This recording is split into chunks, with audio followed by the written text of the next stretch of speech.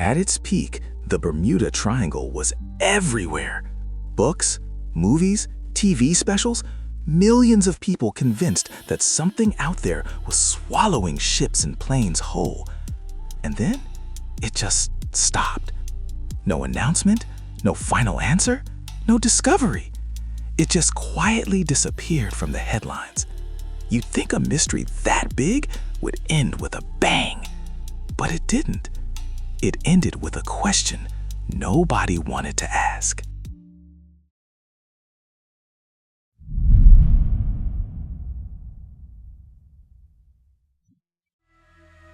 In 1974, a man named Charles Berlitz published a book called The Bermuda Triangle. It sold over 20 million copies in 30 languages. It became one of the best-selling nonfiction books of the decade. Movies followed, documentaries, magazine covers, a whole industry built around a patch of ocean. Berlitz described ship after ship vanishing without a trace, planes disappearing mid-communication, crews gone, vessels found perfectly intact. The problem, when researchers went back to check the original records, is that most of it wasn't true. Disasters were moved to fit inside the triangle when they happened elsewhere. Some ships Berlitz listed as lost were actually recovered. Dates were changed, details invented. He didn't fabricate everything, but he carefully selected only the stories that fit and quietly ignored the ones that didn't. That's not investigation. That's construction. And the numbers? The numbers told a completely different story.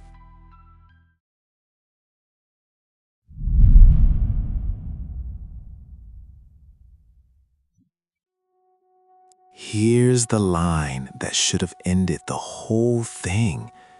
Lloyd's of London, the world's most risk-conscious insurance market, charges standard rates for ships sailing through the Bermuda Triangle. They charge more for the North Atlantic in winter. They charge more for the Gulf of Mexico storm season. But the Bermuda Triangle? Normal rates, because their data shows nothing unusual. The U.S. Coast Guard and NOAA both concluded the same. Disappearance rates in that area are no higher than comparable stretches of ocean with similar traffic. In 1975, just 1 year after Berlitz's book, a librarian named Lawrence David Cush did what a journalist should have done first. He tracked down the original reports, ship logs, Coast Guard records, newspaper archives from the time of each incident. His conclusion? Most of the mysterious disappearances either didn't happen where Berlitz said, didn't happen when he said, or had perfectly ordinary explanations. The mystery was in the telling, not in the triangle. So if the evidence was always there, why did the whole world still believe it?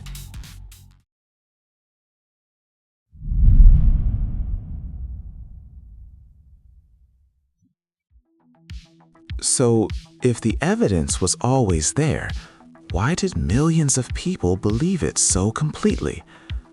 Because the human brain is not built to evaluate probability. It's built to find meaning. We don't see random events. We see signals. We see intentions. We see forces at work. Give someone 10 unrelated disappearances in the same general area spread over 50 years in one of the busiest shipping lanes in the world, and the brain will connect them into a story. That's not a flaw. That's how we survived as a species. Seeing danger before we could prove it kept us alive.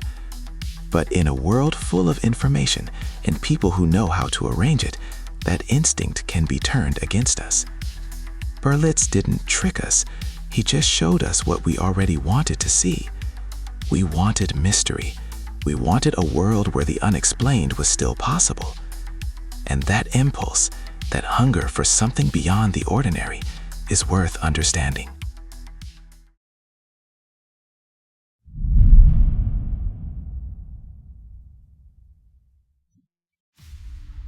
The Bermuda Triangle didn't stop being a mystery because someone solved it.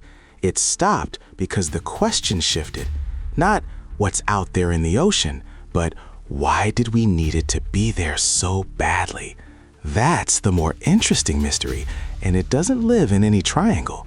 It lives in us.